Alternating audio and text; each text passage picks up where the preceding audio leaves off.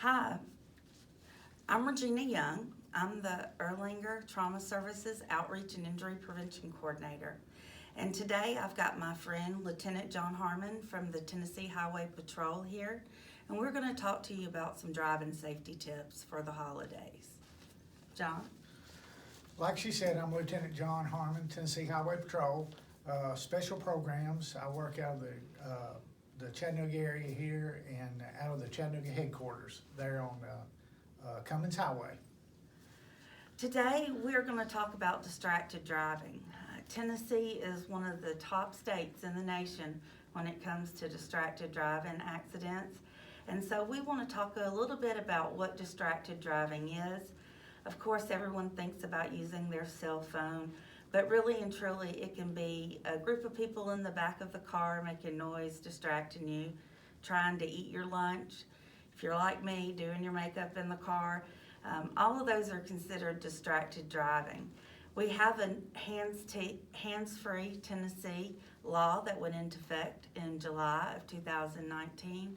And Lieutenant Harmon's going to talk to us a little bit about what they see on the road and certainly how that law affects us. Well, first of all, the Tennessee Highway Patrol would like to thank you and Erlanger for allowing us to be part of this little video and information session.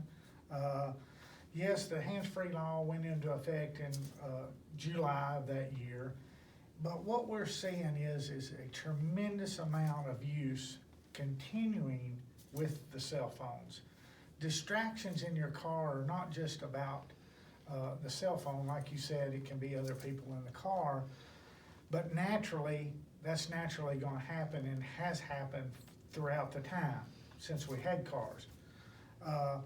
Many distractions in the cars, but the number one distraction that we're finding it is creating motor vehicle crashes and pedestrian crashes and all these crashes is the use of that electronic device. It's not a phone anymore. True. It's a computer. Absolutely. It's people's livelihoods. Mm-hmm. And just coming in this morning, I was coming up 4th Street and I stopped at the red light and a car pulls up alongside me and I'm in a black and tan state trooper car that says state trooper and got blue lights on it. And there's a gentleman playing on his phone and I pointed at him, I said, you can't do that.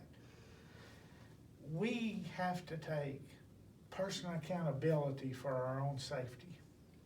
And that's hard to do, Regina. You're absolutely right. It can be a challenge, especially if we are thinking that we have to answer that phone or we have to answer that email or text. Some of the points from that hands-free Tennessee law include making sure that you don't even have your phone in your lap or touching your body. We want to make sure that it's aside. If you are running your GPS, you can touch the phone with one finger to turn that off. But otherwise, you need to have that away from your body and not distracting you. It cannot be supported on your body at any time. Right. And like you said, one finger or one swipe. And I tell you, it's a daily challenge for everyone, even myself included, because we live in real-time society, and when your children are calling or you're calling your parents, you expect them to answer or reply immediately. Right. And I tell you, at some point in times, it's hard for me too. And Absolutely. sometimes I'll put a sticky note on my personal car or even my patrol car and say, do not use your electronic device while driving. Right, just as a reminder. The other thing I want our viewers to remember is in school zones, kids are certainly in school still up until their Christmas holidays. We want to make sure that you do not use your cell phone at all in a school zone. That is completely against the law, and certainly we want to maintain the safety of our kids.